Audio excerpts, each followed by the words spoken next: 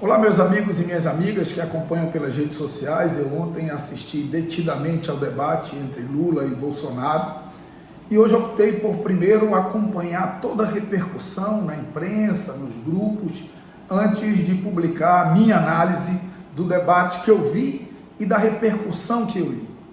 A primeira lição que eu quero tirar da repercussão que eu li, ela é absolutamente inusitada.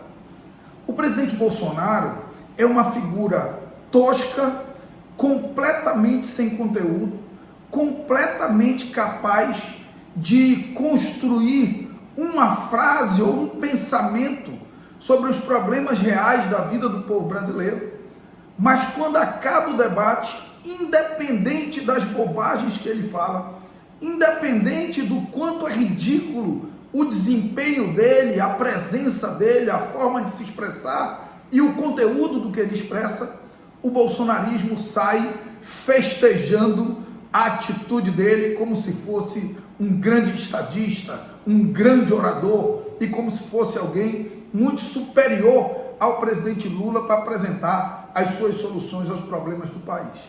Enquanto isso, os eleitores, apoiadores, simpatizantes do presidente Lula saem do debate absolutamente críticos à conduta do presidente Lula.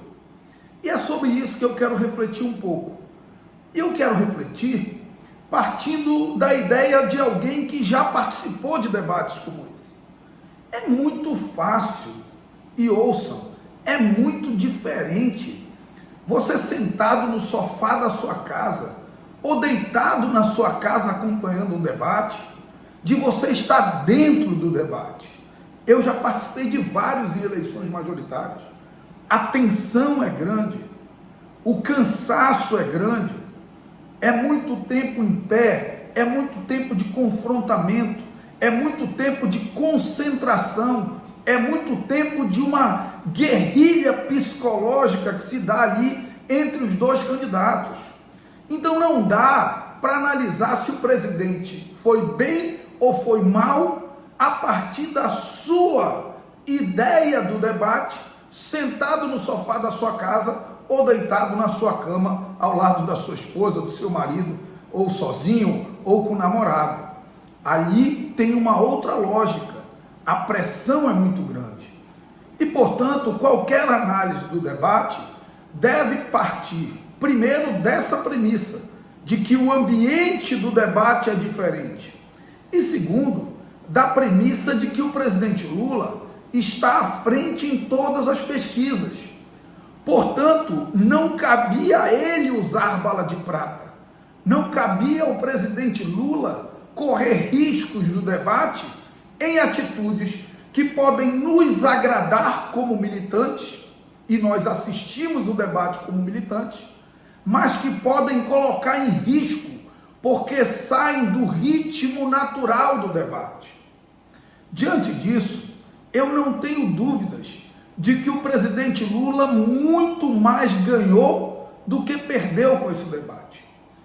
Por duas questões principais. Uma que tem a ver com a conduta de Bolsonaro e outra que tem a ver com a conduta de Lula. Bolsonaro repete argumentos já exaustivamente utilizados, não nessa campanha, mas desde a campanha passada e desde que ele tomou posse.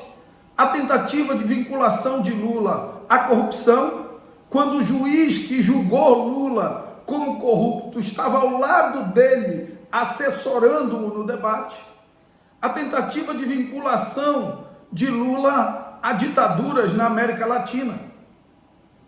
Isso é um argumento exaustivamente utilizado, que pode servir de estímulo à bolha dele, mas que não tem nenhuma capacidade de conquistar um voto que fora dado ao Lula no primeiro turno ou de convencer um eleitor de Tebet ou de Ciro. Desde o início do segundo turno, o esforço do candidato Bolsonaro é muito maior de aumentar a rejeição do Lula do que mesmo de conquistar votos. E nós precisamos reconhecer que esse esforço tem sido em vão. porque objetivamente a sua rejeição continua maior do que a do candidato Lula. Esse é um primeiro aspecto. Não houve nada de novo nas falas de Bolsonaro. Não houve nenhum elemento que pudesse surgir como alterador do que aconteceu até aqui na eleição. Em relação ao presidente Lula, me parece claro que ele fez a opção de não correr riscos, de jogar com regulamento, de jogar considerando que ele está na frente das pesquisas. E optou por não falar ao Bolsonaro, mas falar ao Brasil. Há uma parcela do povo brasileiro ainda não engajada e não militante da campanha que vive um momento de profunda desesperança. Desesperança porque era alguém que tinha um emprego e perdeu, que tinha certa estabilidade e perdeu, que tinha um filho numa escola particular e hoje está com o filho na escola pública, ou mesmo aqueles mais pobres, que geralmente não acompanham o debate, mas que perderam completamente a capacidade de ter um mínimo de dignidade na sua vida. Foi para esses que Lula falou. O Lula falou é para quem está incomodado porque o seu filho tem menos oportunidade de entrar na universidade do que tinha o filho do pobre no passado. Lula falou para quem está incomodado com o preço do quilo da carne, com o preço da botija de gás, com quem está incomodado com o aumento da conta de energia.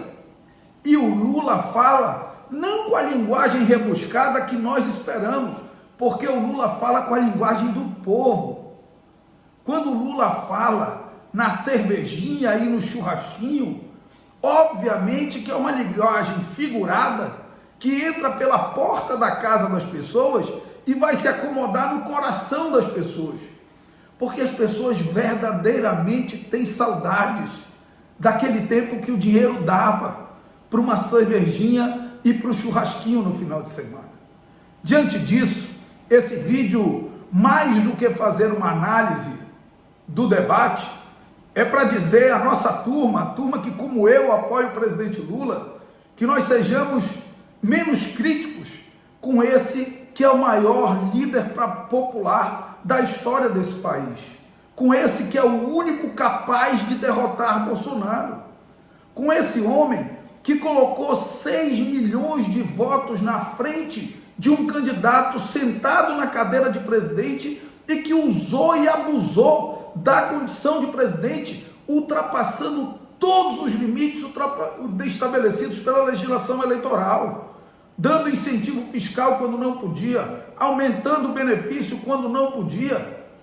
Bolsonaro ultrapassou todas as barreiras e mesmo com todas as barreiras ultrapassadas, Lula colocou, não esqueçam, 6 milhões de votos à frente no primeiro turno. É esse homem que hoje deposita as nossas esperanças e a esperança de parcela significativa do povo brasileiro e que precisa do nosso entusiasmo, do nosso empenho, da nossa luta, da nossa crença de que só ele é capaz de livrar o Brasil dessas sombras, que livrar o Brasil dessa escuridão e acender as luzes da esperança de dias melhores para a nossa gente. Vamos olhar o copo que está meio cheio. Na verdade, está mais do que meio cheio, porque para ele estar meio cheio, nós estaríamos que estar com 50% das intenções de voto, e nós estamos acima disso. O nosso copo está mais do que meio cheio. Nós precisamos acreditar nisso e lutar cada vez mais para consolidar uma vitória que até aqui tem sido construída pela luta de muitos homens e mulheres, mas tem sido construída acima de tudo pela liderança desse grande brasileiro chamado Luiz Inácio Lula da Silva. Um abraço, dia 30 é 13,